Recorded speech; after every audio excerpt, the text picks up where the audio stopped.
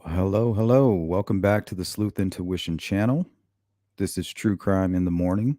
I'm your host, Patrick Vallejos. My friends call me Sleuth. Today we will be discussing the Mitrice Richardson case.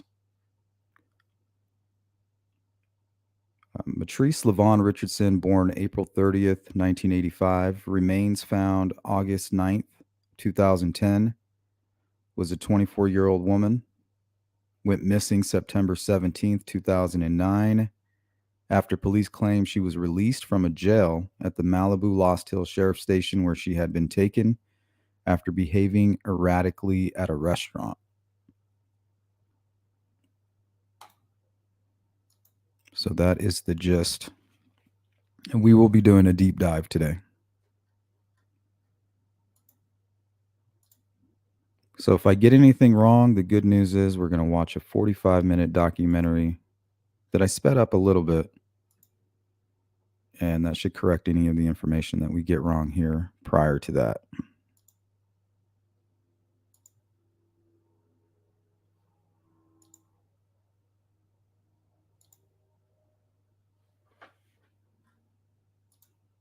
What's up, speculation? Looks like you made it in there first. What's up, Frank? Good to see you. Freckle Joy. LA County Sheriff messed this up. If they wouldn't have been so shady, this wouldn't be a mystery. Just a tragic accident. I think I agree with that.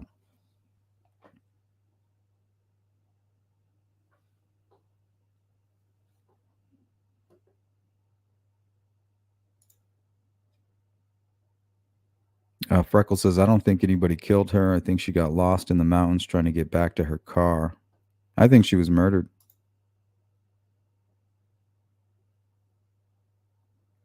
She was just looking at her pattern. She's walking along. She sees a restaurant, catches her eye. So she goes there. I just don't see how getting off the beaten path is something that would catch her eye or seem like a good idea.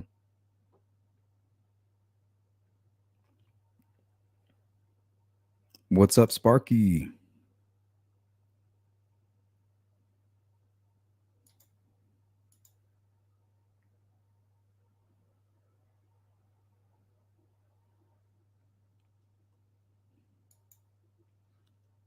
And I mean, it is possible because where she went missing, the road kind of ends there.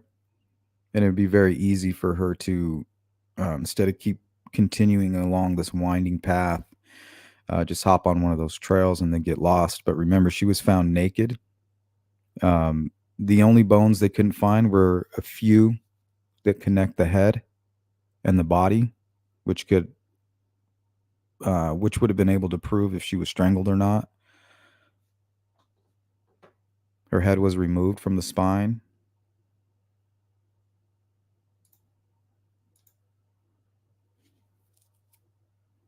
So yeah, we're going to be getting into some pretty graphic content as well.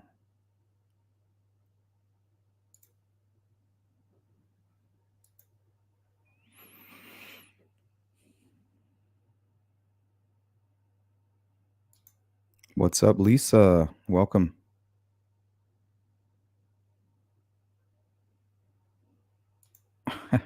Lives on top of a mountain, doesn't hike. Welcome, Doris. Jill, good to see you. Sarcastic, how are you? Good morning, Bobby. How many of you are familiar with this case? Or better yet, are not? Type a 1 in the comments if you are not familiar. Because I got a whole lot of random stuff too we can look into. Could be related or unrelated. Either way, it's interesting. Good morning, Saska. Shadow says the cops did her and her mother so wrong. If they wouldn't have just kept her overnight. It's that human factor. A lot of people want to jump to corruption, but a lot of times, 2 in the morning, you're about to get off your shift. You got a mother that's calling in saying, hey, my daughter's in there, and you're just like, yeah. Lots of daughters come in here, right? You're just like, I'm off. because apparently her mother called in and said, "Hey, I don't mind if you keep her overnight. I feel like she's safe there with you guys. Just don't let her out into that community. She's unfamiliar with it. I don't want her to end up dead." She said those very words.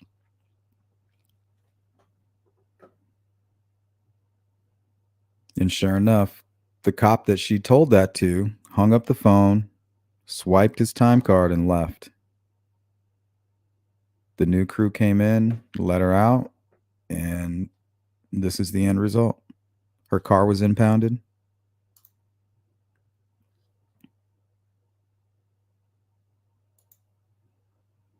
I don't know if they were scattered over a mile. They went right back to where they found her originally, and they found a whole bunch more bones. So we're going to go over all the details. So if they're not clear to you, we're going to make them clear here in a minute. What's up, Cindy? Chopper, what's up? Doris, not familiar. Saska, not familiar. Sensei sponsoring today's live stream. Thank you, Sensei. Just joined. Howdy, y'all. Hanging out with Sleuth. Welcome on in, Sensei. Thank you, Sensei. Yes, Sensei. We do not train to be merciful in this dojo, do we? I think it was more irresponsibility than corruption. Yep. I mean, I wouldn't rule out corruption. I wouldn't even rule out maybe a person of interest within the jail itself. Maybe somebody working there, or somebody who was released from that jail, or even a resident nearby. You know, behold, I send you out as sheep amidst the wolves. You know, she was hanging out in people's backyards near where her body was found. If she just happened to meet a not so nice person and they could see that she was in a certain mental state, they may decide to take advantage of her.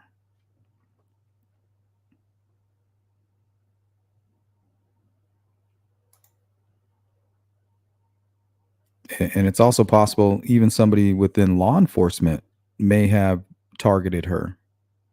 You know, not doesn't mean that the whole police department is corrupt, but it is possible, right?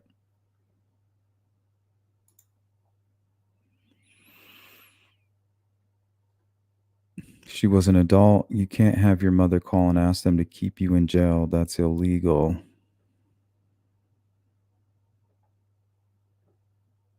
Well, if it's for her safety. But she asked her, she said, "Hey, if you guys are going to release her tonight, I'll come and get her right now. But if you guys are going to hold her until the morning, I'll just go to sleep and I'll come there in the morning." So she wasn't telling them what to do. She was saying, "I will determine my next actions based on what you guys are planning to do," not that she's demanding anything.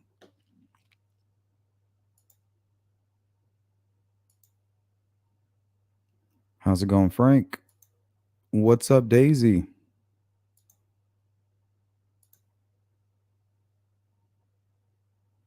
Shadowbox says, like homeboy that left his shift right after her, just saying. Yep.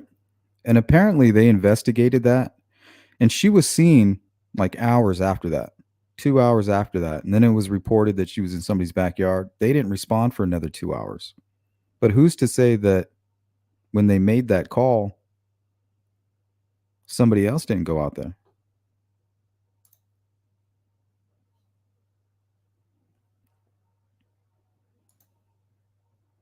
You know, and if we're going to get through that surface layer, right, which is possible corruption and all the people that were there, anybody that was near the crime scene, anybody that might have known that she was kind of lost out there.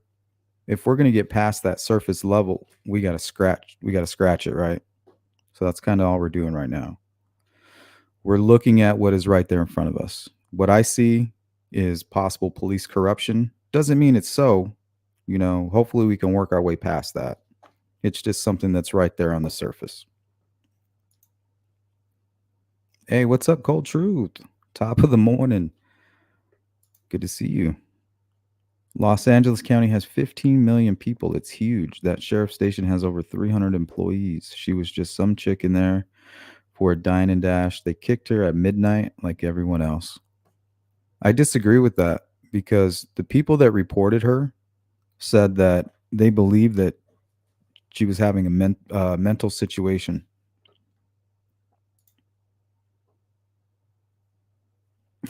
Strike first, strike hard. No mercy, sir. What seems to be the problem, Lawrence? That's the scene when Mr. Miyagi walks into the dojo. The family was asking for a service that just wasn't available to them and cried corruption. Yeah, they might have been crying corruption, but a lot of the evidence points to that right now. And they're probably crying that because that is what's there, you know? So it's our job to dig a little bit deeper, but not just completely disregard that possibility.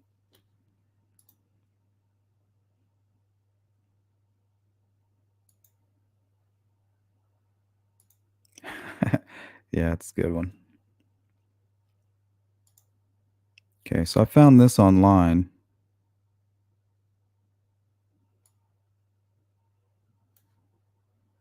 Zoom out a little bit.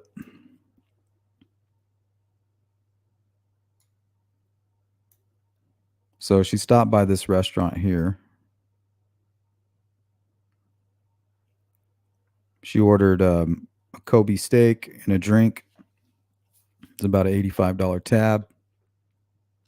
And while she was just sitting there, she gets up and sits at with a large group and just starts hanging out, talking to them, saying a bunch of crazy stuff like you got to follow the subliminals, the numbers, and you got to be able to read the signs and listen to the voices.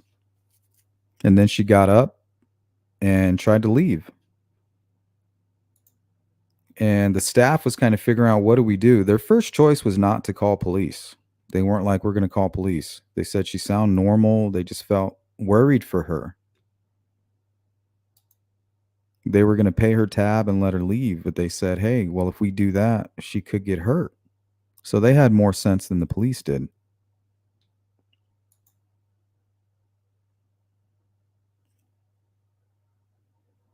Deputies aren't psychiatrists and they encounter strange people every day. She wasn't at a hold level or put in a hold by a social worker. Yeah, but when you get a call and it's a medical call, I think that you should maybe treat it as such. You know, everybody, all the witnesses there say, we don't know. She could be on drugs, but she doesn't seem to be. So whether or not that's their procedure, they need to fix it.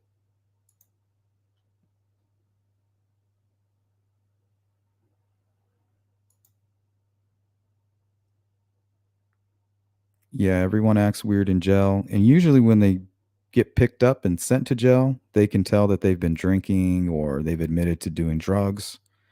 This was not the case here.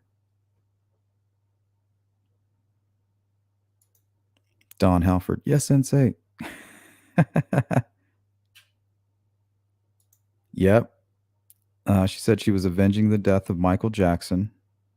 And this behavior, which is very strange, I think it could be drugs. The reason I think that she may be on drugs, it appeared that she was on her way to a party. She had all kinds of alcohol untouched in her trunk, and she didn't display any of this behavior until right before she died. So she went through high school, no symptoms of mental health issues. She went through college, no symptoms of mental health. She actually worked in the mental health field with actual doctors. And they said, well, she did begin to act strange just a few days prior to. So, I mean, she was surrounded by doctors. If something was going on, you think they would know. So, I definitely don't rule out drugs. You know, we're going to a party. Let me pop this real quick, you know, to hit me when I get there and we'll be ready to go. But instead, it hits you quick. You're kind of out of your mind. Who knows? But I'm definitely not ruling out some drug use.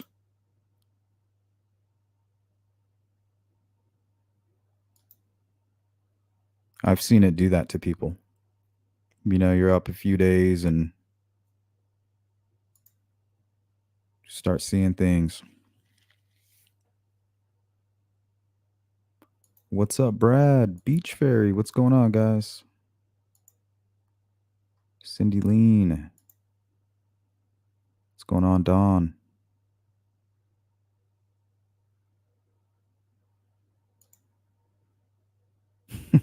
Mr. Miyagi.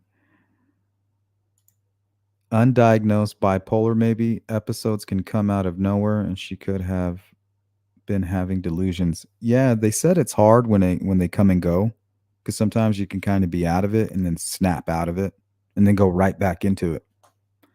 So the sheriff's office is saying they were catching the good glimpse of what was going on and not the bad glimpse that was caught at the restaurant.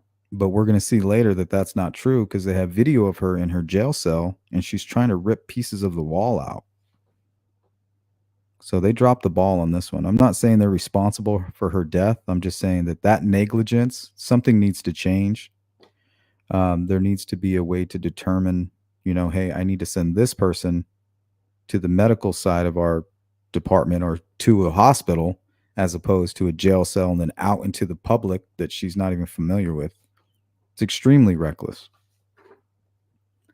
And if she was murdered, I'm not blaming law enforcement for some sicko coming along and committing that murder, right? But law enforcement knows damn well the dangers that's out there, middle of the night, early in the morning. Her car is in the impound. She's been acting erratic.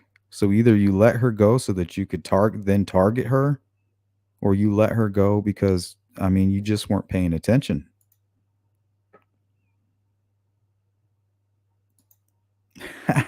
Sweep the leg. Do you have a problem with that? No, sensei. Get him a body bag.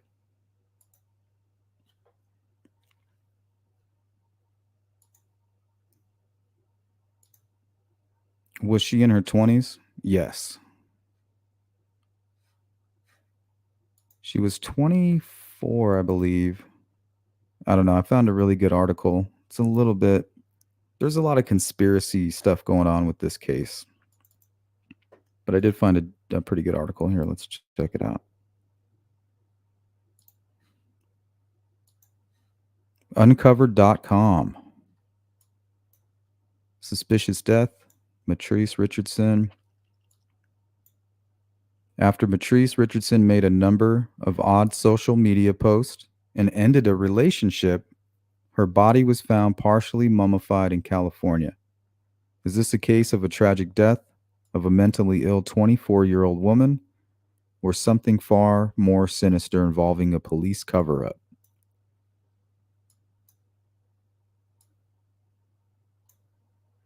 Mitrice Richardson, age 24, was known as naturally compassionate and rather busy, with two jobs as a store clerk and a dancer at a LGBTQIA plus club, as well as an internship in her field study, psychology. A lover of sunflowers and closest with her grandmother, Mitrice was a gifted and ambitious student with high hopes for her future and determination to make them come true. That's why her family was deeply concerned when her behavior grew erratic shortly before she disappeared.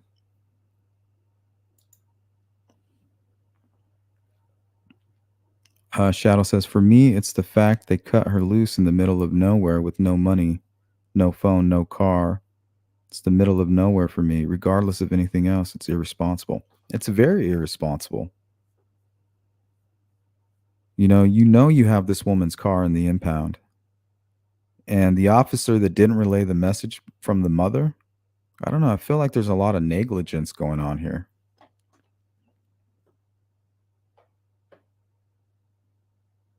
And I think it's reckless to stand up for these officers when they do wrong. We're never going to be able to fix the situation if you just keep sticking up for them when you know damn well they did wrong.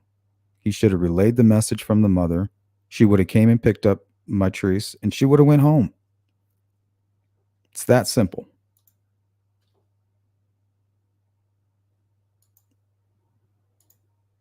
Thank you. Thank you, Cindy. For members live tonight, I'll be replay and for covering this case today. All right, Cindy. Thanks for sponsoring today's live stream and leave some comments if you can. Let us know what you think.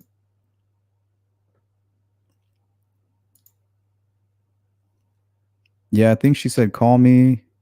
You're going to release her. And they didn't, which could have been easily done. Seems negligent at least. Exactly. And she is an adult. But when you see an adult that's leaving and you know you have her car, she's not interested in making any calls and she's just walking down the street, like, what the hell is going on? And also the officers that picked her up even mentioned that it was a mental situation, that she was having some type of a mental, that's what the call was all about. So that's documented.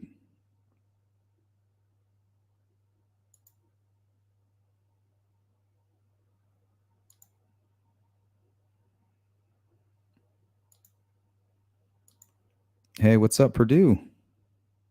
How you doing? Hope you're well. Yeah, whether or not it's their policy, this person's an adult. What about human compassion? What about just saying, hey, like, is she going to be okay? Instead of, I don't give a shit. Where's the concern? She wasn't drunk. They did a field sobriety on her. Even though she ordered an alcoholic beverage, wasn't even drinking it.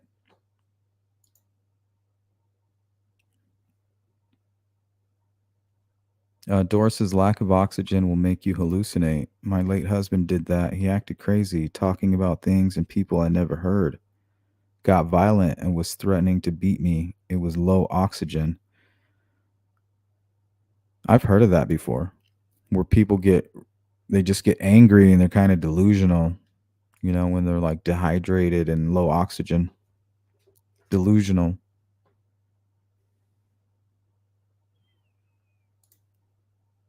Cold Truth says, I asked the age because there's quite a few mental illnesses that start to come to the surface in the early 20s. Then that would make sense. No, see, and the problem is there was nobody to diagnose her. Nobody had an opportunity. She was showing signs shortly before she passed. So it's like they never really got a chance to see what was going on.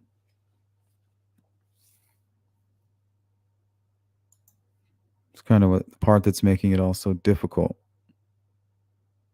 And I understand getting lost in the woods, but why would you be naked?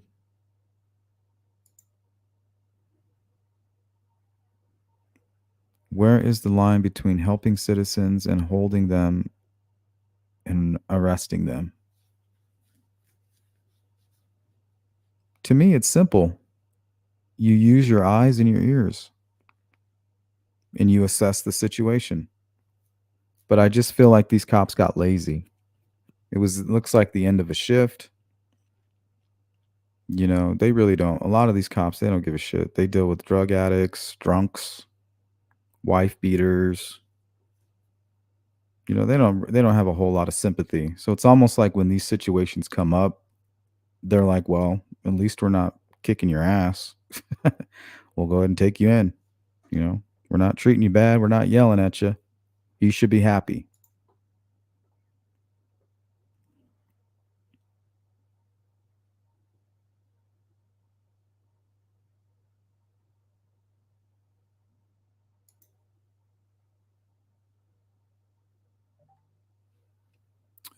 Sensei says you would think they have a duty to care. No, I don't think so.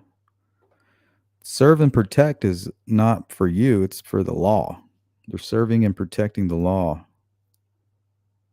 Law enforcement, not compassion not compassion and law enforcement. If you break a law, they're going to enforce the punishment. Yeah, a lot of places they really don't care.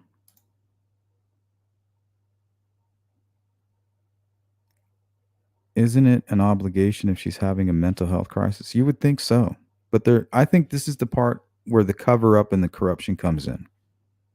Cover your ass. They have to get her proper help, not turn her out.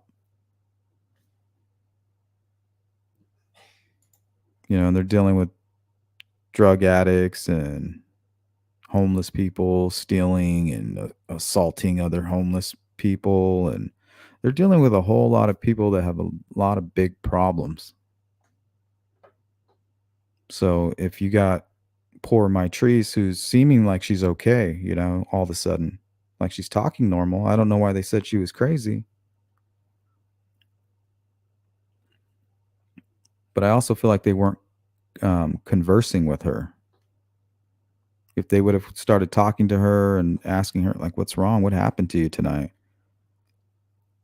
She would have been like, the voices. She would have been talking to them the way that she was talking to the folks in the restaurant. And they would have been like, oh, wow, we can't let you out in the street. But no, they're like, okay, well, she's not violent. She doesn't seem drunk. To them, they were like probably happy about that. We're just going to let her go soon. She's not a problem for us. They're just probably happy that she wasn't banging on the door. CJ, it's a difficult situation when it comes to mental health issues. Complicated. Yeah, I just don't think she was ever diagnosed. I got mountain sickness once going up Pikes Peak. Wild, wild story. Is that where you're too high in elevation? And you got to get back down before you kind of freak out?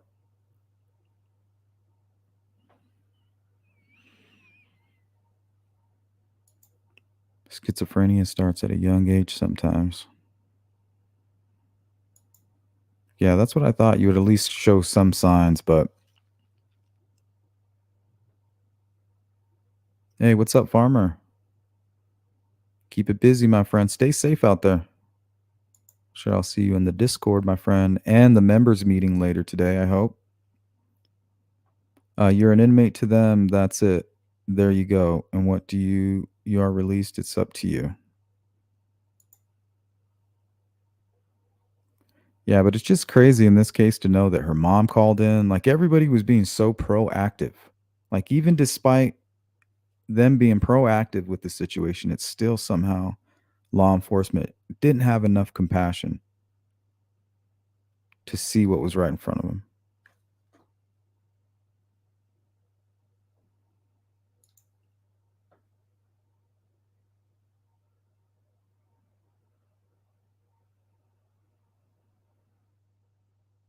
So she was seen being acting oddly after the fact when they looked back at the cell footage. Yeah, we're going to watch a documentary. It's pretty long. I sped it up, so maybe it'll end up being about 20, 30 minutes.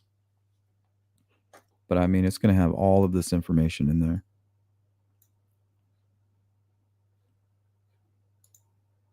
Thanks, Farmer. So we're going to give a shout out to Sensei. 2 times for Sensei Cindy, who is part of the replay crew. So shout out to you, Cindy, when you're watching this later. And my guy, Farmer. Thank you, guys.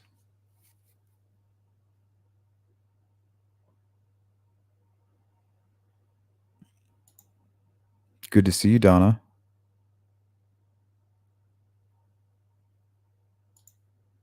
Dora says, how long was she acting strange? Not very long. I think just maybe a week or two prior to what had happened. She was sending weird text messages to her mom. And then her mom would call her and be like, what does this all mean? And she'd be like, oh, well, this is what I actually meant. And like she would snap out of it. And she would kind of just explain it away. And then, the next day she would send another crazy text. And then her mom would be like, what is going on with you? Oh, well, and then she would explain it away again. And then shortly after, she's gone. Same thing at work. She was interning with the psychologist, I guess, is my understanding. And the psychologist even noticed something going on and asked her, are you okay? She was like, yeah, I'm fine.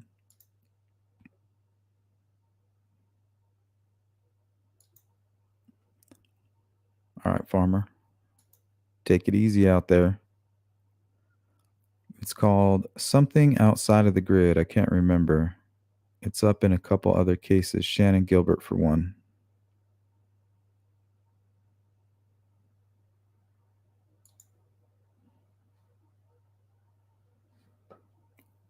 All right. The day Mitrice went missing, Mitrice Richardson was arrested on September 17th, 2009, after exhibiting erratic behavior at a restaurant where she allegedly sat with a party of seven she did not know and ordered a piece of Kobe beef that she then could not afford. The staff at Jeffrey's restaurant in Malibu, California, believed she was experiencing a mental health crisis and sought help for her, but Mitrice was instead taken into police custody for failing to pay her bill. Her car was impounded outside of the restaurant containing her phone, money, and keys. So when she was allegedly released from the Calabasas jail in the early morning, Mitrice had no safe way to get home or a way to contact someone for help. The Los Angeles County Sheriff's Department claimed that at the time of her release, Mitrice was not showing signs of intoxication or mental illness. She was seen in a stranger's backyard at 6:30 a.m. in Montanito, and the police were called, but she was never seen again.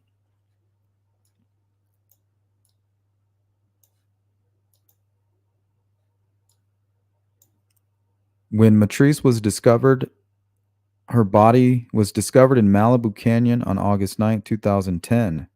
About a year after she disappeared, near her body was racially and sexually themed graffiti, which appeared fresh, along with paint cans and similar material, adjacent to the creek bed where Mitrice's body was found in a ranch well known by law enforcement as a pornography production location. Locals claim to have heard screams in the area within the next few nights after Mitrice's disappearance. Mitrice's body was found naked and mummified, with her skull found separately from the rest of her body and her clothes scattered throughout the ravine. Despite the bizarre circumstances under which the body was discovered and its condition, Mitrice's case was never declared a homicide, and police have determined that foul play was not involved. Her family refuses to accept this as an answer. Well, they didn't investigate. When they found the body, they moved it. They totally screwed up the crime scene, and they didn't test the clothing. So it's not only did they just let her out and then she got hurt. No, when they found the body, they didn't respond first to a possible sighting of her after her family was calling and asking, like, what the hell did you do? Why'd you let her out? They asked him to go look for her. They didn't look. Then they got a call about the same description of her, not too far away from the sheriff's office, the jail, and they didn't even go for another 2 hours. And then when they found her body, the sheriff's office pulled the body up out of the ground with the helicopter. They threw it all into this basket and just airlifted it out. Didn't even investigate the scene as a crime scene. Didn't let the coroner come in after the coroner told him, do not move that body. So it's not just like you have this negligence over here. You have these suspicious circumstances that follow.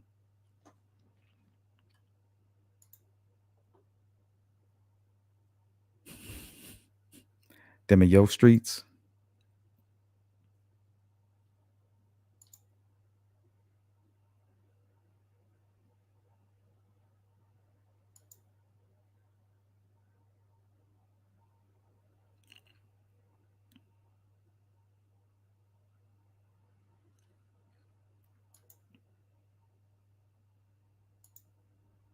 Hypothermia, not in those mountains. In August?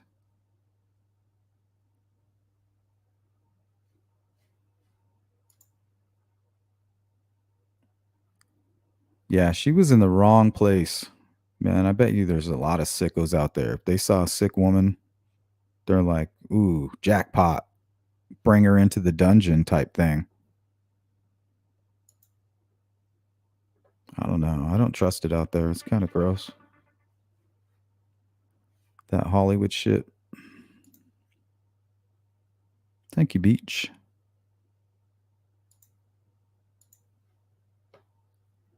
Let's see here. Where the case stands today. 13 years after Mitrice went missing and 12 years after her mummified remains were discovered, investigators are no closer to solving Mitrice's death.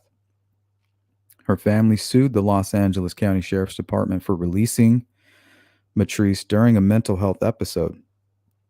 An investigation was originally rejected but was eventually opened in 2006 to determine if the sheriff's office mishandled the investigation in any way. Matrice's family is particularly concerned that her body was removed from the crime scene against the orders of the coroner by detectives who were working on the case. This runs counter to how investigations are normally conducted and demonstrates possible misconduct in the handling of the case. The California Attorney General's office determined in late 2016 that there was not sufficient evidence to suggest that the sheriff's department conduct was criminal, and charges were filed, though Matrice's relatives were awarded $450,000 in 2011 for civil wrongful death charges. There is currently a $20,000 reward offered to anyone with information about Matrice's death. Those with information are asked to contact Crime Stoppers at 800-222-TIPS.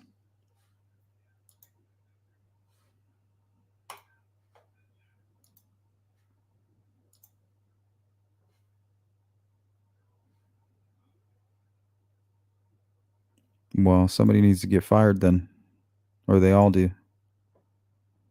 That's why I don't live in California. Doris, was she buried? Animals could have dug her up. I don't think she was buried. They say she was mummified. But yeah, animals could have spread things out, even taken the clothes off and moved it. But I just don't see how that's possible. Completely.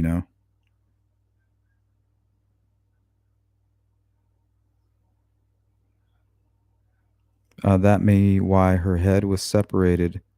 They will be able to tell when they looked at them. Well, it would have been nice if they would have looked, right? You think they would have investigated the crime scene.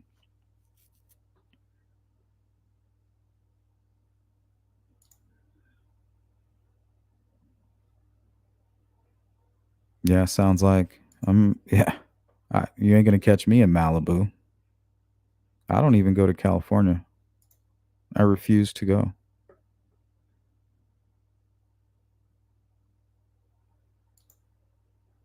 I get a stomach ache just crossing the border.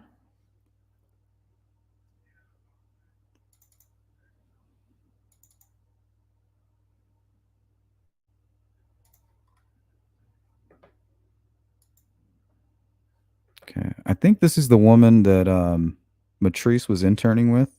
She's helping out with the search. Or this is somebody that they flew in, a family friend who was in the profession. And I think she was conducting her own investigation and found more bones later on.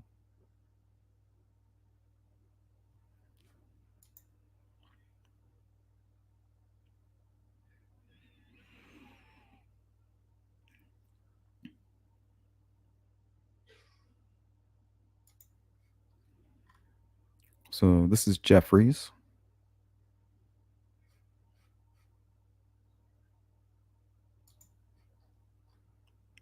I guess you can catch a lot of movie stars from time to time hanging out here.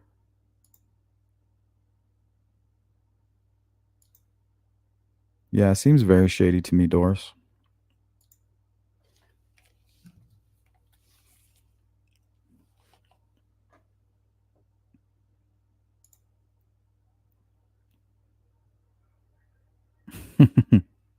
I'm in Arizona. What do you guys know about Mormons?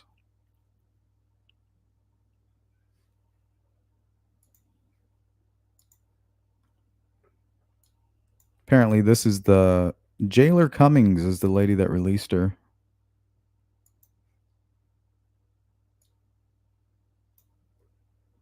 This is where her body was found, and this is the end of Pima Road.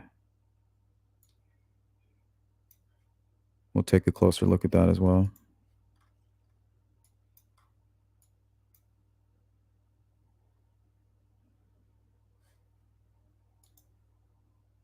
Actually, let's take a look at it now.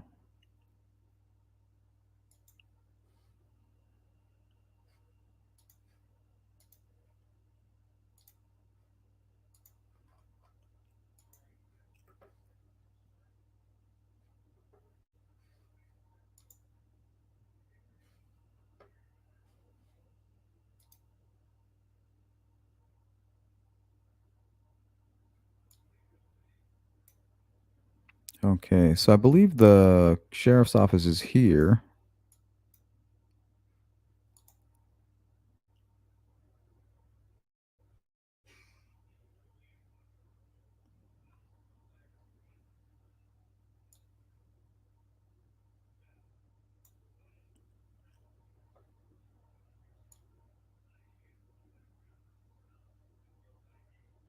So she would have went this way.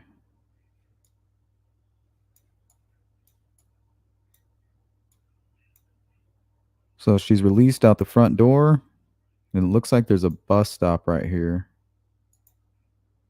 So I wonder if she just sat here for a minute. Did she get a ride somewhere?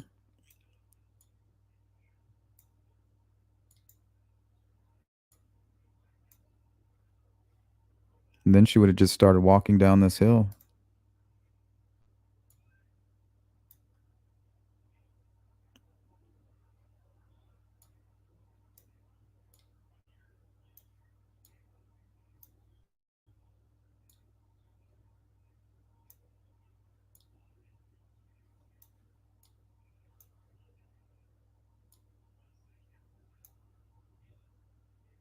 Man, she went far.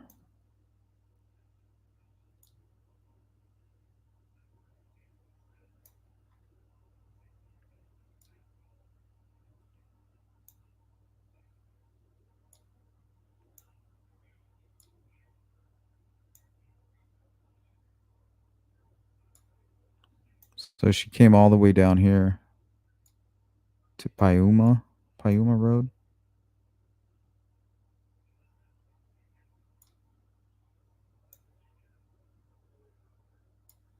and somehow ended up right here somewhere.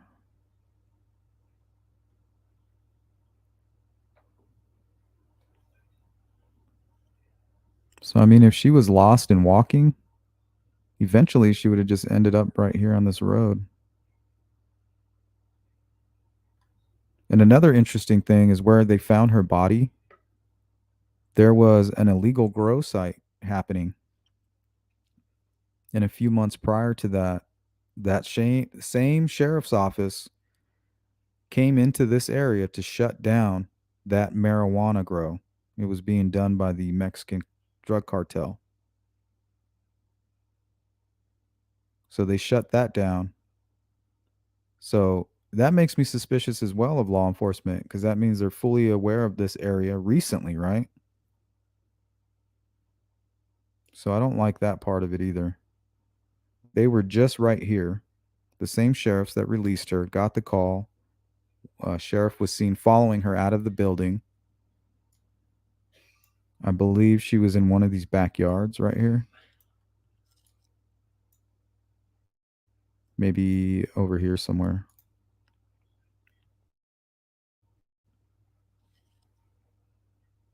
And law enforcement didn't show up for another 2 hours after the call.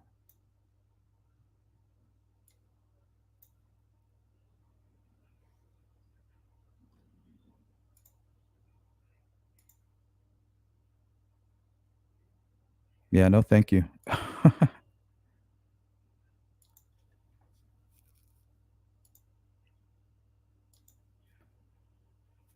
I'll be looking Minnesota, feeling California.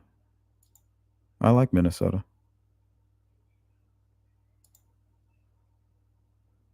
I do think the reporter that said she was on his property is weird. He got fired after being at Channel 5 for decades because he was grabby with the interns.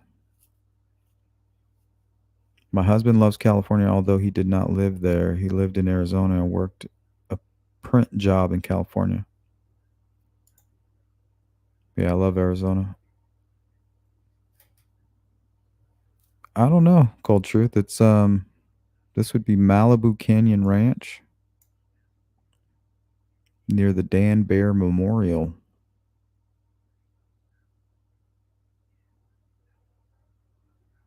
I mean, you're right on the near the ocean, can't be too high.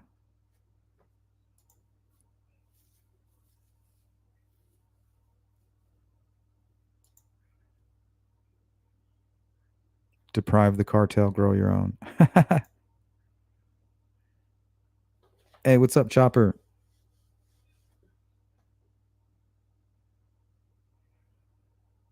I'd look into the cops. Who gave permission to move the body? Yeah, it just seems like every step of the way they're trying to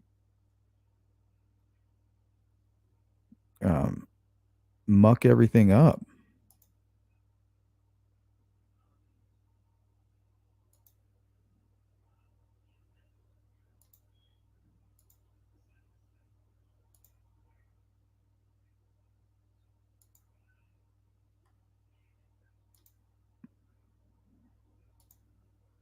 Hey, what's up, Anthony?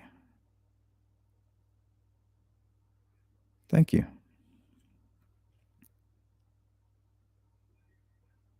So yeah, we're talking right on the beach here.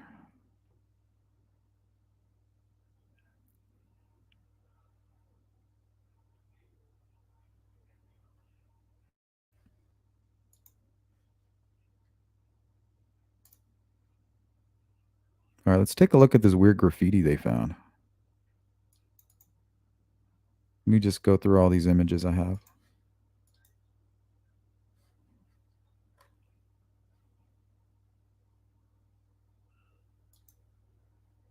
It's her dad.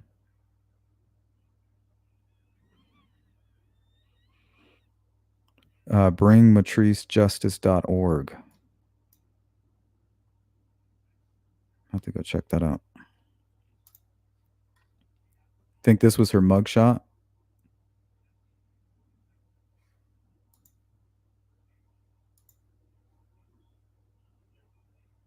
It's good to see you.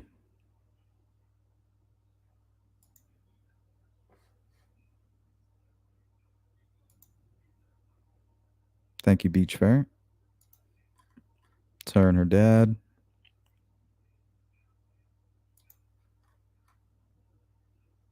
Yeah, she's very pretty. Great smile.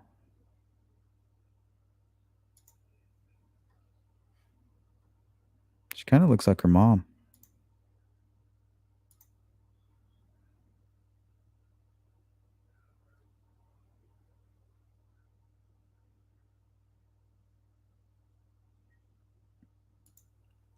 Freckle says they were emulating the pink naked lady of Malibu Sin with that graffiti.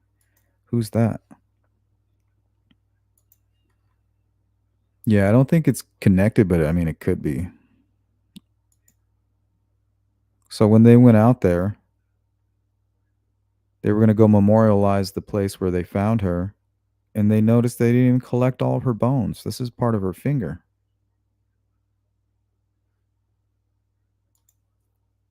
Cold Truth. Yeah, Dr. Grande reviewed this case on his channel. I bet it's pretty good. Yeah, I love him. I didn't get a chance to watch it, but I had it on my list. I bookmarked it. But then I found this really long documentary, so we're going to watch that right now. Just kind of blowing through the first hour with all the basic stuff, and then hopefully this doc will tie it all together. So here's that weird graffiti.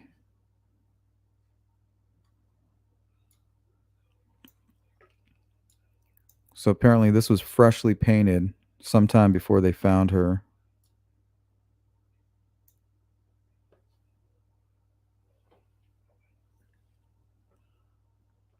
It's really weird. They got a wheelchair. What the hell is that all about?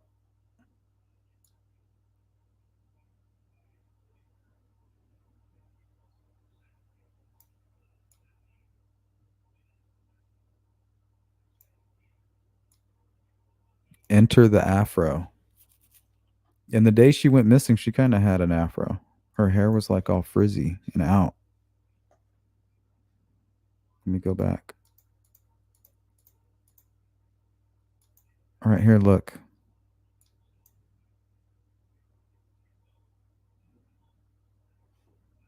I wouldn't consider that an afro, but it's pretty poofy. What's up, Ruckus? I guess it's an afro.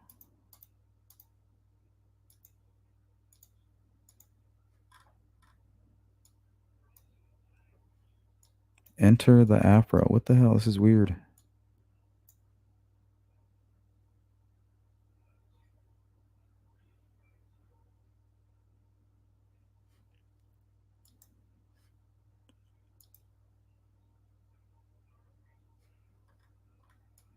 Like, look at this one. What is that, a joint? And then it says LA. So weird.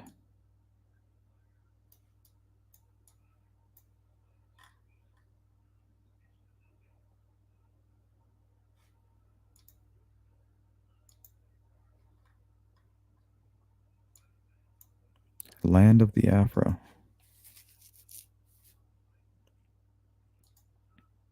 Doris says sloppy cops. I hope they were just sloppy. I mean, this is looking really suspicious. But remember, it looks suspicious because that's all we have. This is my first time looking at the case. It looks suspicious because that's all that's in front of me, right? It's all we can see. But if we keep scratching, we can poke a hole right through that and get down another level.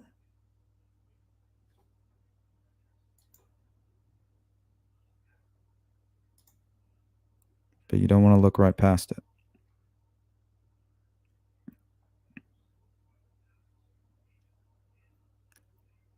Kayleen Oling's dad and sister went through the same thing when they went to lay flowers. Gosh, that's traumatizing. I mean, that gave me chills.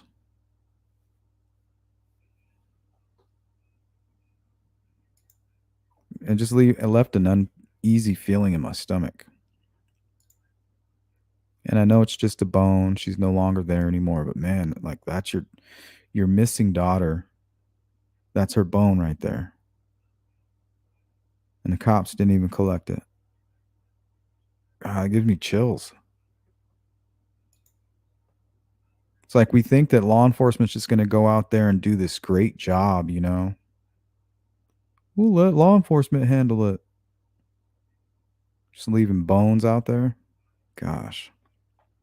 I think immediately families that face a tragedy need to establish their own investigation instantly, side by side with law enforcement. They need to be able to legally gain access to that crime scene with the supervision, you know, of the lead investigators.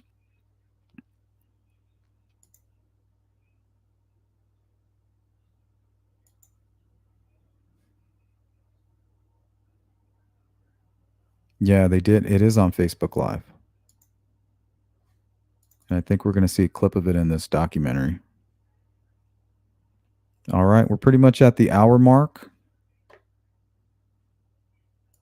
I have this already primed up. It's going to be a little fast, so if it's too fast, let me know. But we just don't have all day to sit here and it's like normally an hour long.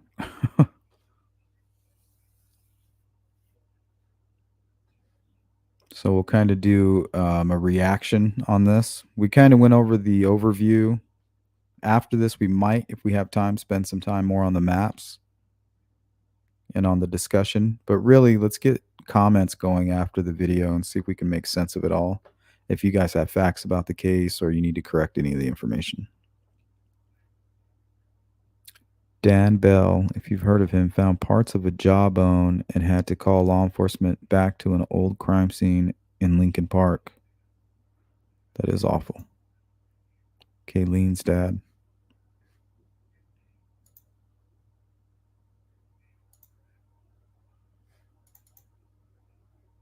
All right, guys, let me know if you can hear this. I'm just going to play a short clip.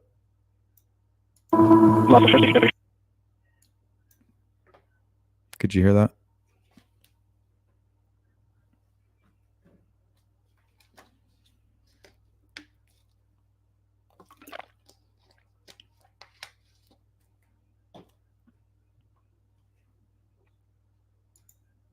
All righty. Thank you, Cindy.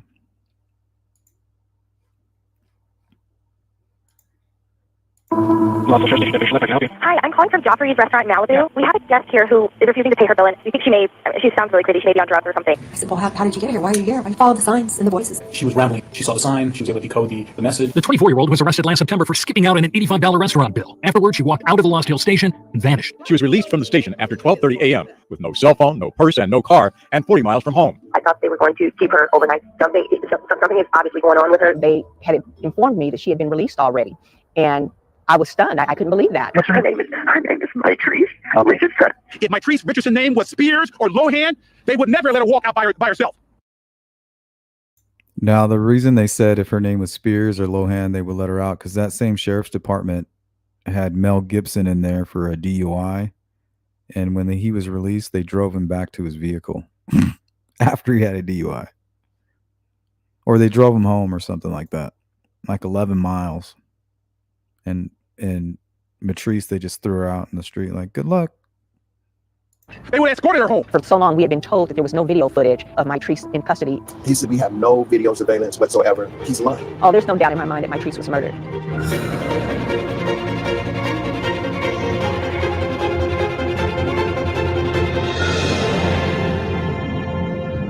Mitrice Richardson vanished into the night on September 17, 2009. She was released from the jail at the Lost Hills Malibu Sheriff's Station after midnight with nothing but the clothes on her back. No purse, no money, no cell phone, no car. 11 months later, the 24-year-old college graduate's remains were found here in Dark Canyon. She was naked and partially mummified. How did she get here? Was she murdered? There are still so many unanswered questions.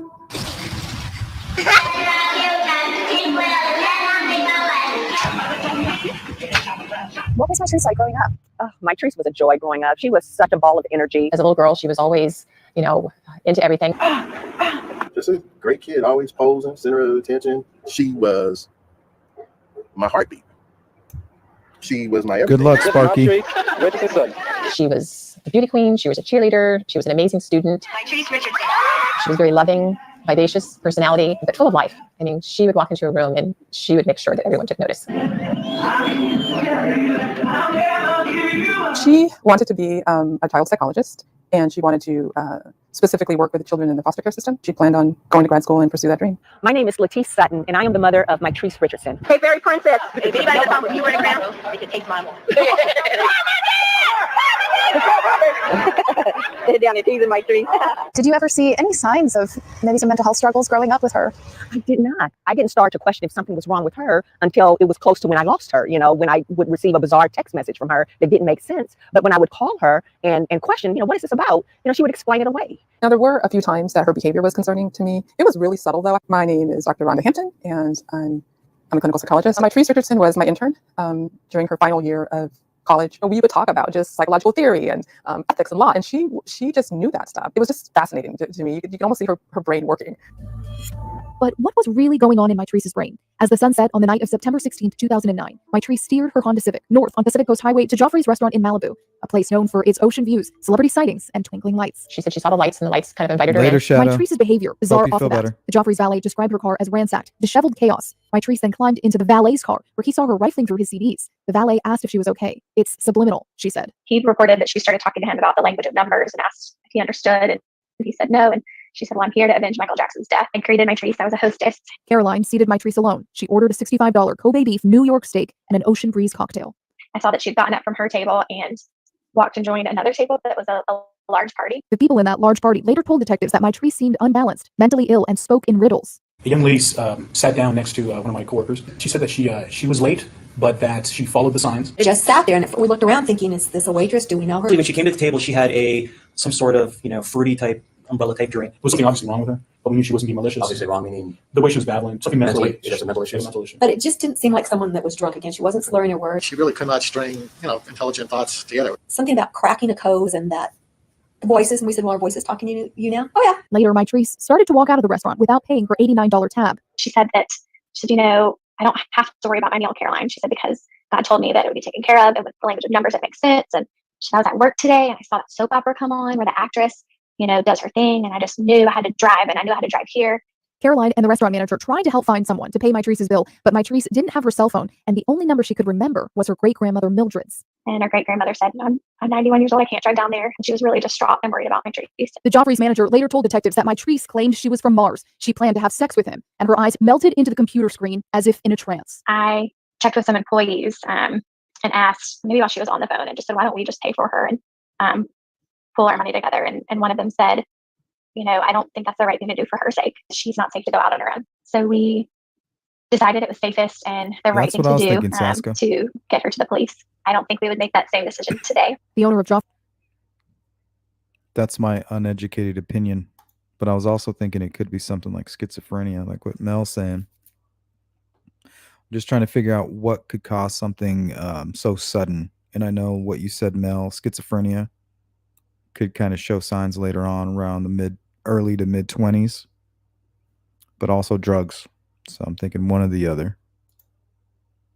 Jeff Peterson spoke with us by phone. It wasn't about arresting her and about money. It was about getting her help. You can't just put them in their car and send them down the road. You don't say you're from Mars. You don't make up languages and talk in gibberish and then give somebody their keys and say, have a nice day. Lawson Sheriff Station Deputy Schlepp, I can help you. Hi, I'm calling from Joffrey's restaurant in Malibu. We have a guest here who is refusing to pay her bill, and we think she sounds really crazy. She may be on drugs or something. We were wondering if someone could come by and pick her up. Within minutes, 3 LA County Sheriff's deputies. Yeah, but Freckle Joy, it's all about communication. You know, if you have compassion, you're going to convey the message like this person is having more of a mental issue. They're not really going to be any trouble to you. Can you make sure you keep an eye on them? You know, they're dealing with something. They're having some kind of a mental episode. So just keep that in mind, okay? So once you convey that message, when you release them to the jail, now those people should convey that to everybody. That way, when the mother called in, this wouldn't have happened. So communication, there doesn't seem to be any communication. These arrived at the restaurant. Mitrice passed a field sobriety test. Her car was searched. Deputies found less than an ounce of marijuana in the console. The manager who watched the search later told detectives there were also empty pill bottles, along with 2 full gallons of Smirnoff vodka, half a case of Tecate beer, and half a container of tequila in the trunk. And so I just thought, okay, whatever she has going on, they'll get to the bottom of it and be able to help. See, empty pill bottles, and it was like she was on her way to a party. So I'm wondering if she recently started an addiction to pills, because that happens.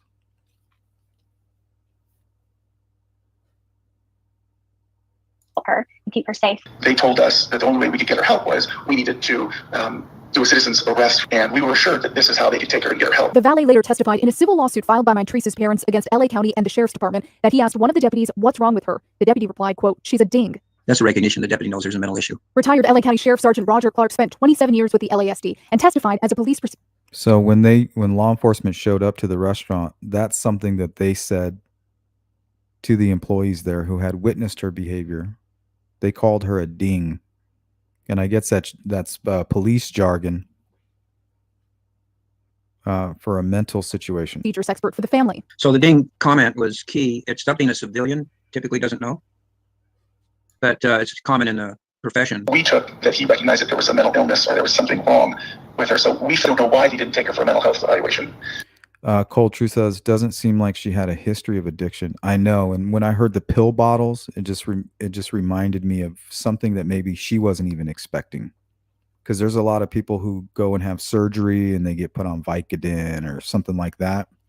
Next thing they know, they have an addiction that they can't kick or that's hard to kick. You know, it's not a pattern of normal behavior. It's just an addiction that's caused, I don't know, reckless doctors maybe prescribing all these pain meds. Now, obviously, this went horribly wrong. And those police officers, we made it clear that something is going on with her. Something is mentally unstable. And so whatever was going on, I agree with that. And I and her server and the manager all witnessed and communicated. Deputy Armando Loureiro handcuffed Mitrice and put her in the back of his patrol car. Joffrey's employees were certain she would be taken somewhere for a mental health evaluation. Instead, Deputy Loureiro took Mitrice to the Lost Hills Sheriff's Station, where she was handcuffed and locked in a jail cell. Coming up next. I am calling. I'm a little frazzled right now. I understand my daughter is being brought into the station. Mitrice Richardson. I think the only way I will come and get her tonight is if you guys are going to release her tonight. I mean, she's not from that area, and I would hate to wake up to a morning report. So, lost somewhere with her head chopped off. Handcuffed in the back of a patrol car, 24-year-old. Her mother said, please let me know if you're going to release her, because I'll go get her. Because if you release her, she doesn't know that area. She'll be lost. And I don't want her to end up with her lost and with her head chopped off. How eerie is that? It was like a premonition. Mitrice Richardson was transported to the Malibu Lost Hills Sheriff's Station in Calabasas late on the night of September 16, 2009. It's a 20-mile drive from Joffrey's restaurant in Malibu, where she was arrested, along dark, windy roads that cut through the Santa Monica Mountains. Mitrice's mother, Lettice Sutton, called the patrol station while Mitrice was still en route. I am calling. I'm a little frazzled right now. I understand my daughter is being brought into the station. Mitrice Richardson, have they made it to the station yet? And she's been booked. The only place we have somebody that's in custody that they just announced on the radio that they're coming up is from Joffrey's in Pacific Coast Highway. It's the only female that's being brought up to the station as we speak. They actually just put on the radio right before you called. Okay. I'm her mother, Oh, okay. and are you guys going to book her and then release her on her own recognizance tonight? Because it's dark, she doesn't have a car, and I don't want her wandering out. I'm totally just taken aback because this is so out of character for her. Yeah. And you'll see when she comes in, she's well spoken. I think the only way I will come and get her tonight is if you guys are going to release her tonight. If she's going to be held in custody for some type of arraignment tomorrow, then I will wait until tomorrow. She definitely has no place, I mean, she's not from that area, and I would hate to wake up to a morning report, lost somewhere with her head chopped off, so I guess I would have to come and get her. Oh my God. When I made the statement, I often wonder, did I foretell what was to come? Did I speak it into existence? I beat myself up about that. The only thing is, at least in the station here, she will be separated, so nobody's going to be with her. So at least that's, the plus thing, so you don't have to worry about her safety. Oh, yeah, no, I feel safe with her being in custody. It's being released, but I'm worried about it. It's crazy out here. Yeah, she'll call you as soon as she comes in, too. That deputy, Yov Shalev, later testified in the civil case that his shift ended shortly after that phone call and that he never told the watch commanders on duty that Mitrice's mom had called concerned for her safety or that she'd picked. Oh, yeah, Saska, that could have been it, right? Even just like a quick couple drinks mixing with those pills could have threw her over the edge. And hopefully she wasn't, if she had 2 empty bottles, hopefully she didn't take a whole bunch, but what it sounds like is she finished one and was on to the next. Mitrice up if she was going to be released that night. I was very clear that I did not want her released. Mitrice arrives at the station around 10 p.m. This video of Mitrice inside the patrol station jail, obtained exclusively by Eyewitness News, has never been publicly released. Mitrice is searched by jailer Sharon Cummings and put inside booking cell number 1 with another female inmate. The jailer fingerprints Mitrice, takes her mugshot, and runs a check for warrants. There are no warrants. Mitrice has no criminal record. Jailer Sharon Cummings later testified that she saw no signs of mental illness or instability, and no one told her that Mitrice had been, quote, acting crazy earlier that night. The arresting deputy, Armando Loureiro, who was at the end of a 17-hour double shift that night, made no mention of Mitrice's strange behavior in an incident report. In a deposition, he testified that no one at Joffrey suggested Mitrice had a mental disorder. She appeared, quote, completely normal to him. But this email, sent 3 days after Mitrice disappeared, appears to directly contradict Loureiro's testimony. In the email, Loureiro's supervisor, Lieutenant Scott Chu, tells Lost Hills Captain Tom Martin that he spoke with Loureiro and that the deputy hard-booked Mitrice into jail because she was, quote, a little ditzy at Joffrey's. She wasn't drunk, but Loureiro felt she was acting unusual and was uneasy about just letting her go. In later depositions, however, Lieutenant Chu testified he doesn't remember the specifics of his conversation with Loureiro and does not remember writing that email. Deputy Loureiro also claimed not to remember telling Lieutenant Chu that Mitrice was acting ditzy or unusual. The reality is this: at that scene, you got a woman who's acting that bizarre, sending them from Mars, sitting at a table with people she doesn't know, reading their palms, talking in some made-up language. You don't need a PhD in psychology to know that that person needs to be taken down to be evaluated. And remember, the valet, the hostess, and the manager at Joffrey's restaurant all testified. They made it clear to the deputies on scene that Mitrice was acting odd and unstable. I know that we communicated that she seemed off and that we didn't want her to go off on her own. Later, as part of the lawsuit, Carolyn and other Joffrey's employees were bewildered when they were asked by attorneys for the sheriff's department to sign sworn declarations that did not include what they say they told deputies that night about Mitrice's erratic behavior. Truthfully, I think they were trying to cover themselves. They'd taken out a lot of the details that made it clear that she was not okay and potentially not safe to be on her own. The handwritten corrections made by the valet, Ken Cargill, are jarring. He wrote that he did, in fact, speak to 2 deputies that night, and one deputy told him Mitrice was a, quote, ding. He says he told them she could be a danger to herself or others. Even the final report had so many errors in it. I'm like going, this isn't what happened. And I think it's just, we live in a world of cover your ass. I actually do blame the sheriff's department for her death. Absolutely. Had they kept her, she wouldn't have been left to her own by herself. Mitrice was released from the Malibu Lost Hills Station jail around midnight with no money, no cell phone, and no way to get home. The jailer says it was cold outside, and she knew Mitrice's car had been impounded. She says she offered to let Mitrice stay the night, but Mitrice refused. Current LA County Sheriff Alex Villanueva would not allow us to speak with the jailer or anyone else on the department about Mitrice because he says it's still an open case. Well, at the time, I don't think people appreciated what her mental condition was, especially if it's someone who suffers from maybe a bipolar disorder, something where they appear rational in one moment and then irrational the next. In a tragedy like this, hindsight's always 20/20. We don't connect the dots because sometimes they're just not available to be connected. Sheriff Villanueva told us he does not believe Mitrice met the requirements for a 5150 hold, which allows authorities to hold a person until they can be evaluated by a mental health professional. Well, the 5150 would not have survived. If she's acting somewhat rationally and is in possession of her faculties, you have 3 standards. You're either a danger to yourself, danger to others, or gravely disabled. If you don't meet any of those 3, you're not going to get a 5150 admission at a local 72-hour care facility. How dare him say that? How dare him? He knows damn well that is not their job to 5150. They only recommend for a 5150. They do not 5150. If someone says they're from Mars, you take them to the hospital. Bottom line. Mitrice's mom, Lettice, called the station around 5:30 a.m., only to learn that her daughter had been released hours before. I thought they were going to keep her overnight. Something is obviously going on with her. Have you talked to the jailer? And Yes, I have. He said he tried to get her disabled because she was an adult. They had to let her go. What's her name? Her name is Mitrice Okay. Richardson. Coming up, Did the sheriff's department botch an early chance to find Mitrice alive? We had a prowler walking around through the backyard here. I don't know if you have a unit in the area. You might do a little drive-by or something. A tall, slim, black woman with afro hair. And did this deputy, who left the patrol station minutes after Mitrice, see which way she went? And so we were wondering, who is this officer? He has to know something. He had to see her. We tracked him down. It's about 6:30 in the morning, September 17th, 2009. 6 hours after Mitrice walked out of the Malibu Lost Hill station, she's spotted 5.5 miles away in the backyard of Bill and Karen Smith's home in Montanido. Hello, Sheriff. Yeah, hi. This is Smith at Cold Canyon. We had a prowler walking around through the backyard here. Like white, black, a tall, slim, black woman with afro hair, very skinny. I think she was wearing maybe jeans or tight pants with a t-shirt. Karen Smith spoke with us. There's that word, afro. By phone. And I saw somebody sitting on the top step of the 6 railroad ties that we have in the backyard. I called down and said, "Are you okay?" And the answer was, "Yes, I'm just resting." And by the time we went around to the other window, she was gone. At this point in the morning, Mitrice's mom had already called the station again, frantic, asking to file a missing persons report. She doesn't know the area. She's never been in your area. And yet there was no apparent urgency by deputies to check out this sighting. The sheriff's station people came over an hour or two later, I think, and talked with us in our driveway. When they got that call from Bill Smith, her mother was distraught, crying hysterically on the phone just an hour ago. Why wouldn't we go in and make sure that wasn't Mitrice there? It's just like they didn't connect the dots, or are they inept that they didn't connect the dots? Why? They thought she was a throwaway person. I don't know. They thought she wasn't loved by a family. Mitrice is missing in this area, please. The search for Mitrice spanned 11 months and 20 square miles. All the while, family and friends pressed the sheriff's department. They say they asked again and again, is there any video of Mitrice at the station that night? For so long, we had been told that there was no video footage of Mitrice in custody. He said we have no video surveillance whatsoever. He's lying. The desire to hide the video is just unbelievable. 4 months after Mitrice disappeared, in a meeting between then Sheriff Lee Baca and the family, then Lost Hills Captain Tom Martin acknowledged he did have video footage of Mitrice at the station.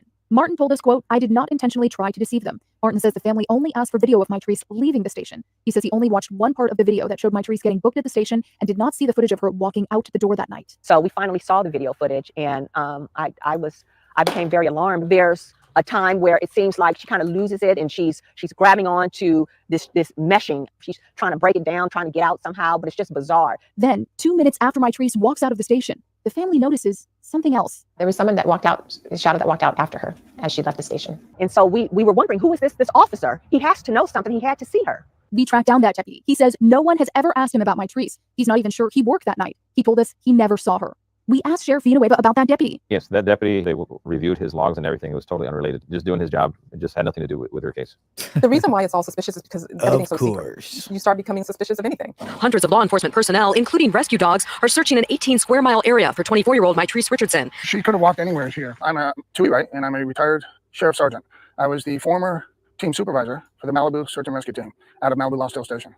Retired Sheriff Sergeant Tui Wright showed us where tracks from Mitrice's van sneakers were spotted leaving the back of Bill and Karen Smith's house in Montanido. And one of our trackers, it was his opinion that she had gone from walking to running.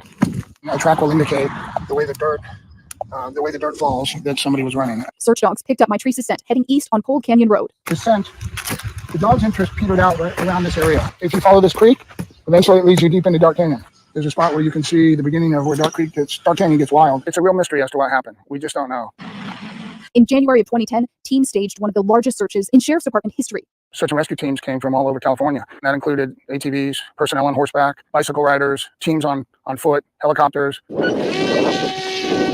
Drones soared over Malibu Canyon in April. Investigators ran down a rumored sighting of Mitrice in Las Vegas and even claims that Mitrice was being held captive by white supremacists. For the family, perhaps the most disturbing find, a freshly painted mural found in June 2010, not far from where Mitrice disappeared. Letice believes the women's afros, the marijuana joint, and the initials LA were not a coincidence. I believe that whoever painted this was painting a story of what happened to Mitrice. The sheriff's department felt that it was very unrelated, didn't have anything to do with Mitrice. They claimed that it was just a local tagger whose body of work depicts African-American women. Another dead end. Coming up next. Now it's real, it's confirmed. It is Mitrice. Mitrice is gone. And while we were up there, we uncovered another one of Mitrice's body part. We need to get somebody out here. 11 months after Mitrice went missing, California State Park Rangers hiked deep into the rugged terrain of Dark Canyon, searching for signs of an illegal marijuana farm that had been run by a Mexican drug cartel. 1 year earlier, the pot farm had been raided, more than 1,000 plants uprooted in Dark Canyon alone. Now, the Rangers wanted to know, had the cartel returned? Instead, they found skeletal human remains, Mitrice Richardson, naked and partially mummified, mostly obscured by mulch, twigs, and leaves, her skull and spinal cord detached. What happened next here in Dark Canyon is still in dispute. Homicide detectives and a search and rescue team were airlifted into the ravine. The helicopter was then supposed to bring in a coroner's team to process the scene.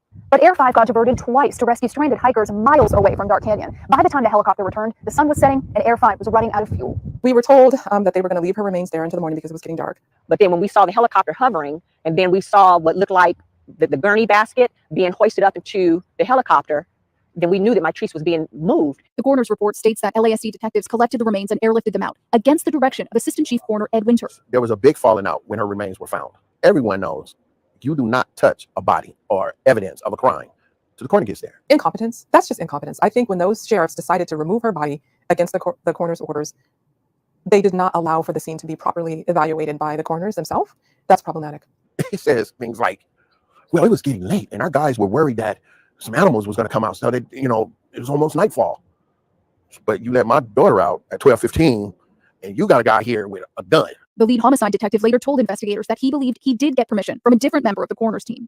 I know there was some miscommunication between the coroners at the time and the investigators. And again, not a perfect situation. And we did not have the personnel to post people there overnight. That's a fantasy. Our department is a bare bones operation. It's always been that way. These are flimsy excuses. They don't hold water. Once the remains of a human being are located under any circumstance, short of oncoming fire or flood that's going to destroy the site has to be preserved, because the assumption is this may be foul play. Things only got worse from there. The next day, the coroner's team tried to return to the scene, but first claimed Air 5 had dropped them in the wrong canyon. A later investigation revealed the coroner's team forgot their GPS device. They were unable to find the site. The coroner's behavior is also unbelievable to me. How do you, this is your job every day, how do you leave bones down here? How do you forget your GPS? It took 2 more weeks before the coroner's team returned to the actual site. They found 9 more of Mitrice's bones. But when Lettice, Lauren, Rhonda, and independent forensic anthropologist Kleakoff hiked into the site in Dark Canyon months later, they were shaken by a gruesome discovery. It was important for me to go to the site where Mitrice. Yeah, Freckled, you hit it right on the head. It sounds like they were trying to make a point. Like, hey, if you would have given us the overtime that we've been asking you for, this would have never happened. So it's like law enforcement was using this opportunity to stick it to whoever was not providing them the overtime. It's disgusting. His remains were found because I needed to memorialize that area. And while we were up there, Clea was showing me what they do as anthropologists at a scene where, remains have been found. And during her moving of the dirt is when we uncovered one of Mitrice's finger bones. I just remember being shocked and angry and then, and afraid. What else is out here? The coroner's team returned to the scene again and found even more of Mitrice's bones. The coroner's office declined multiple requests for an interview. Ultimately, they ruled the cause of Mitrice's death to be undetermined, not a homicide. I know that Mitrice didn't get to that location by herself. Oh, there's no doubt in my mind that Mitrice was murdered. It's a good idea. They were just trying to say to us all along that she had actually wandered into that area, took all her clothes off, laid down and died in Dark Canyon by herself, and somehow had portions of her body dismembered.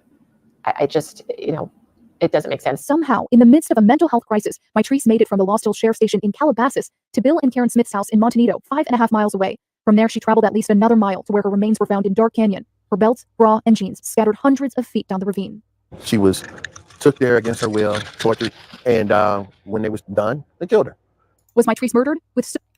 Yeah, this is a lot like the Shannon Gilbert case. Mel?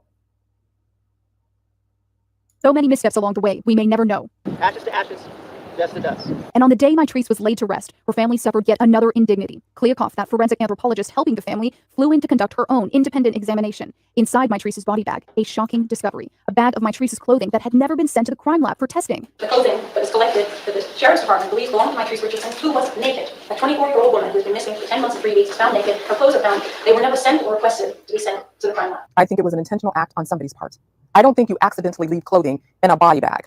Those things have to be inventoried and accounted for. Chain of custody. Those clothing items should have gone to the Sounds crime like lab. a job I could do. How does that happen? So that just furthered my distrust even more of the sheriff's department. According to Kleakoff's report, jewelry was Just still not that entwined good in with Mitrice's dogs. hair and insect casings, none of which had been collected. The remains were dirty. And they didn't care, even to the point where when we were receiving her remains at the mortuary, they just delivered her like she was just not important, with dirt and leaves and sticks. Mitrice, partially mummified and naked, her left arm tightly flexed against her chest, suggesting to some that she'd been confined somehow, wrapped up.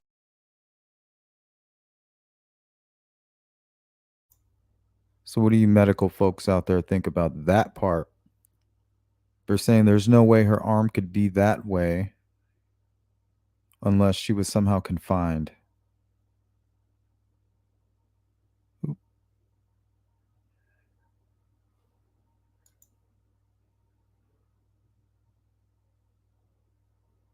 Yeah, she could have been being chased through there. You know, she's hanging out in people's backyards. That's very similar to Shannon Gilbert. You know, she knocked on a couple doors and then eventually ran out into the wilderness.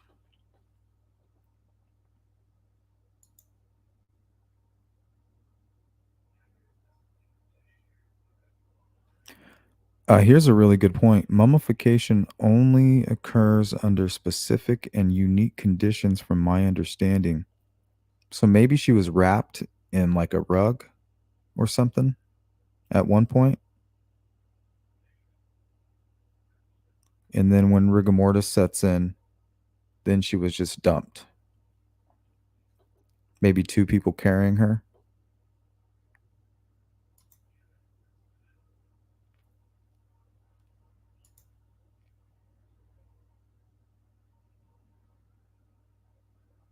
Well, sarcastic bring up a really good point. Mummification only occurs under specific and unique conditions. And from my understanding, that means you got to be wrapped up.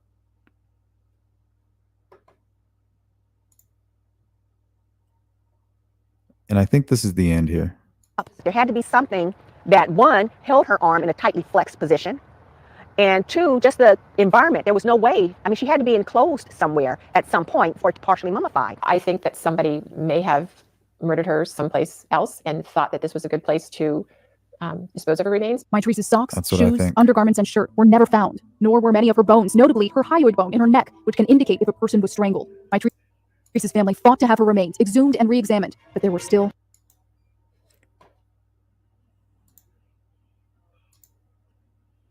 All right, guys. Let's take a look. So we're going to close her up here in about 10 minutes. So let me know what you think about this case.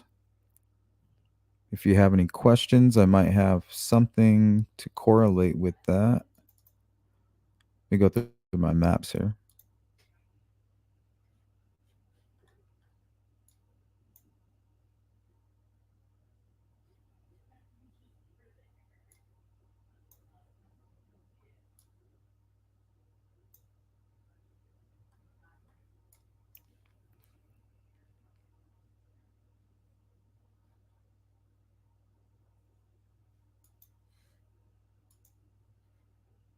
Actually, let me pull up Google real quick.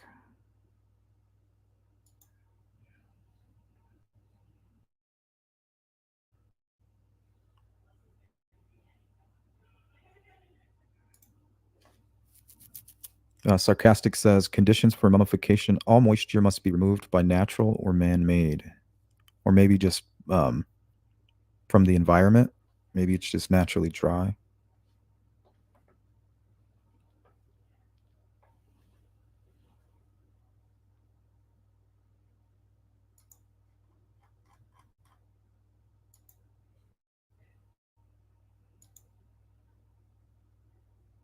Can happen indoors, in a house, wrapped up, or even underwater in certain water types, like bog mummies.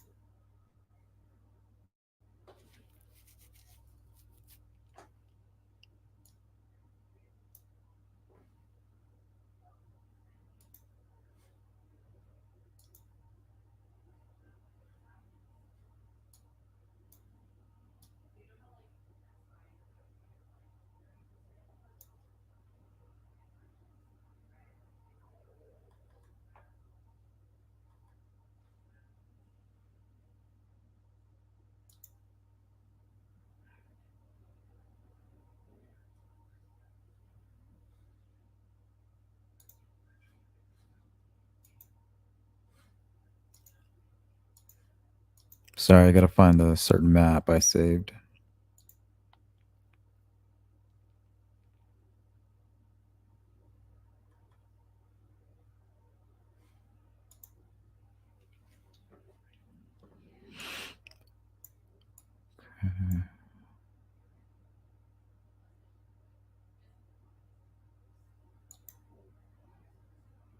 Okay, house of sighting is right here.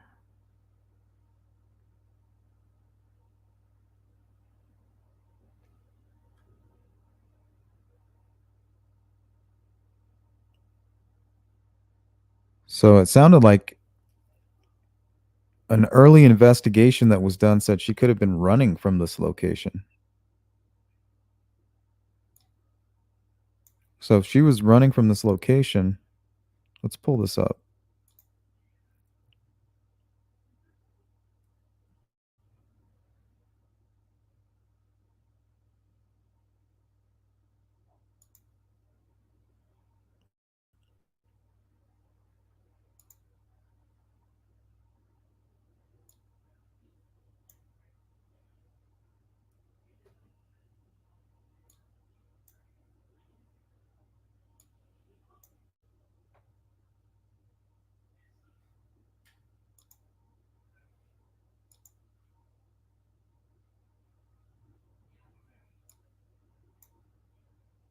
Okay, so she was found here.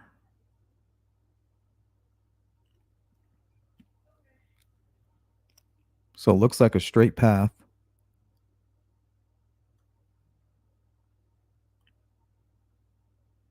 Run right through the gate, right down Wood Bluff Road, down Piuma Road,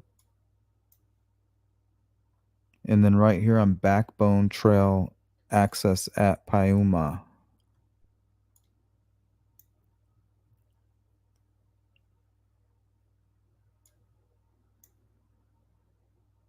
Down to whatever this is. Malibu Canyon Ranch. So yeah, I would be real kind of suspicious about what's going on here.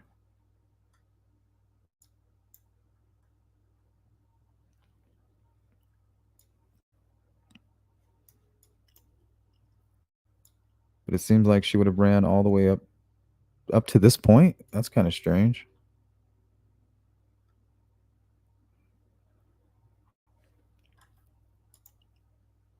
Freckle says it's interesting she mentioned Michael Jackson. His old manager lives in Montanito, where she was last seen in the backyard. It was like a street over. Really? That's so weird.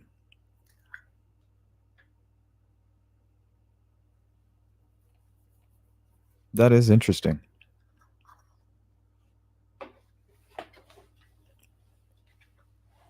I wonder if that's where she was going.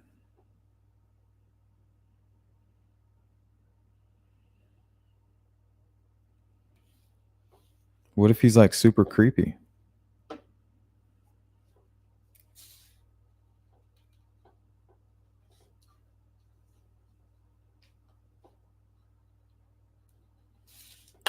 You're going to send me down a rabbit hole. Too late. It's already in my mind. To hot and dry environments, nevertheless, mummification can occur in cold climate. The process of mummification then requires windy and dry environments. Yeah, I appreciate that.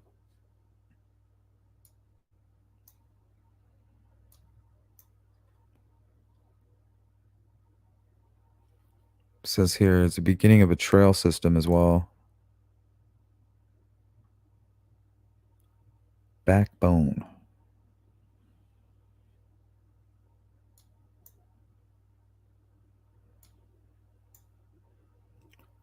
Well, I guess I can see her kind of running out this way. Last seen here. Question is, how the hell does she get all the way over here? Like, that's a long walk.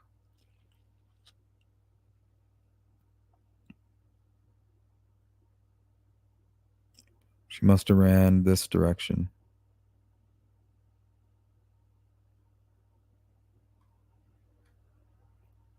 Because it looks like the trail actually goes up here. I wonder if you can drive a vehicle up here.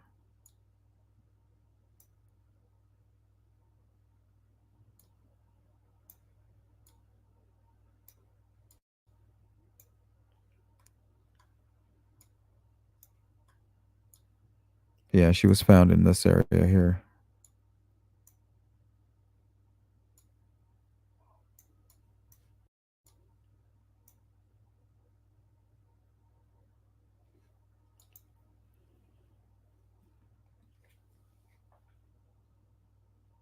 Discovered in enclosed areas, this indoor process of total mummification is not rare and encountered several times a year in the south of France.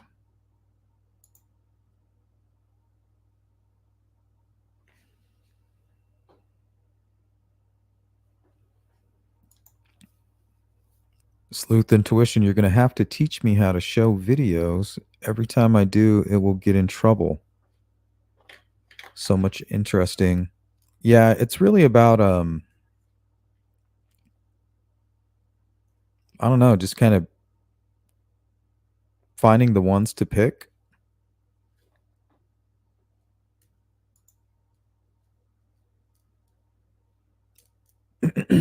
I know Fox and CNN, they won't strike you. So anything from Fox, most local channels. I don't use the Tribune anymore. They'll hit you. And then you have fair use. So you can show any videos as long as you're kind of giving your reaction. They might hit you, and then you can just kind of respond and say, no, this is fair use, and then you'll be able to keep it.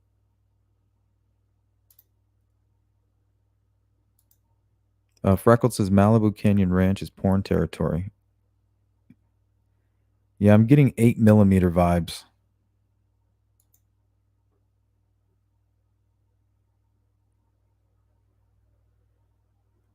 That's what I'm thinking could have happened, Saska. Saska's asking, is it possible she was stored somewhere else and then taken already mummified and left there at a later date? Yeah, once they kind of think about it, if you lived right there and you kind of stored this person, you kind of hiding them, like waiting for the right time, and then police do a drug bust right outside your door, I think it's possible that the person could have been thinking, well, they're not going to come back here anytime soon. They were just here. I'll just leave them right here.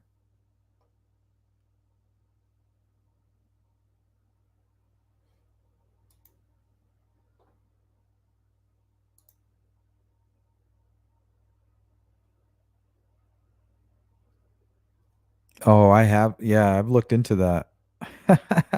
That is a crazy case. Didn't they kill her too? I think they killed her and then mummified her. Michael Jackson had just died, and everyone said his management killed him. There were all kinds of rumors flying around.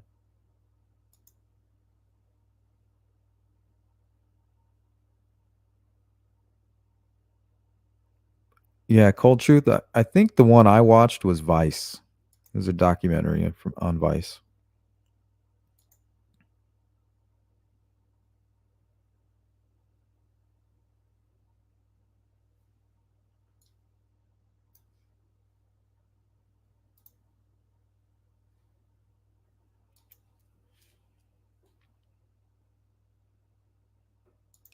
Alrighty, guys. I think that's going to wrap it up.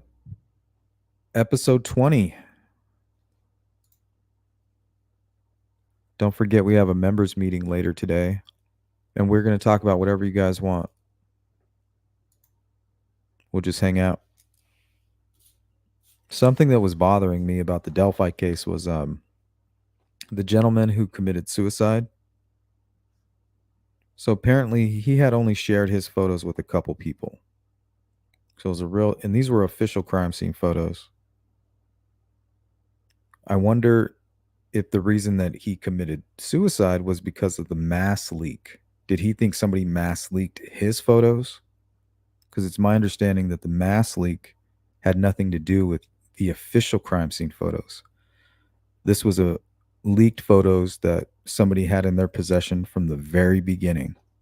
So imagine whoever put that leak out could have something to do with him committing suicide. Him thinking, oh my God, I trusted these 3 or 4 people, which he apparently could have because they weren't part of the leak. There was some kind of separate leak. So you have a small leak, a handful of people, and then you have a mass leak of something completely different. Now, if that had anything to do with him committing suicide, I think that's a big story. So we'll touch on that for sure. But other than that, if you guys could hit the like button on the way out, let me know what you thought about Mitrice's case. And like I said, we're going to do 20 episodes, and then we might go ahead and look back and review some of the cases that were within those 20. Beach Fairy says, I think she killed herself consuming colloidal silver on top of having an eating disorder. I have gone hiking back there, and there is all kinds of people living in trailers on public land, and they are very private people, sometimes scary. Yeah. I was watching a YouTube video of them searching before they found her, and there was all kinds of weird campers out there and shit. She could have walked into any one of those people. Not everybody's nice.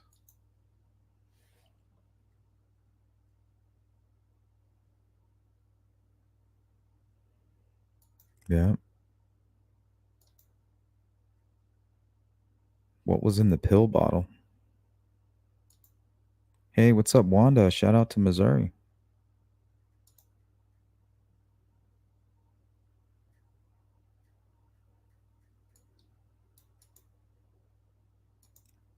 Beach Fairy, don't think I'll be at the meeting later. Haven't been able to afford to renew subscription. Try to rejoin ASAP. No worries. We'll see you when we can. Grew up in a health food store, literally. Know all about silver and black salve. Interesting. Sorry if I came across mean. People seem to think I'm mean these days.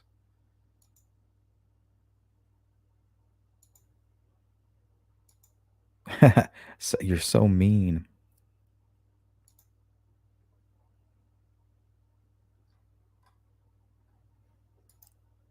All right, before we head out, I want to say thank you to Sensei ×2,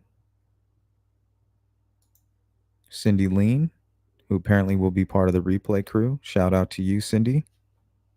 Let me know what you thought. And my guy Farmer. Much appreciated. All right, guys, that's going to do it. We're all caught up on the chat. And we're going to get out of here. Love you, Freckled. Appreciate you. You can be mean if you want to. Just don't be rude.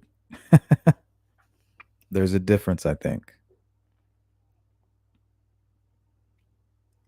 All righty, guys. I'm out. Take care of yourself, members. Don't forget, I'll see you at 6 p.m. Mountain Standard Time. Later, everybody.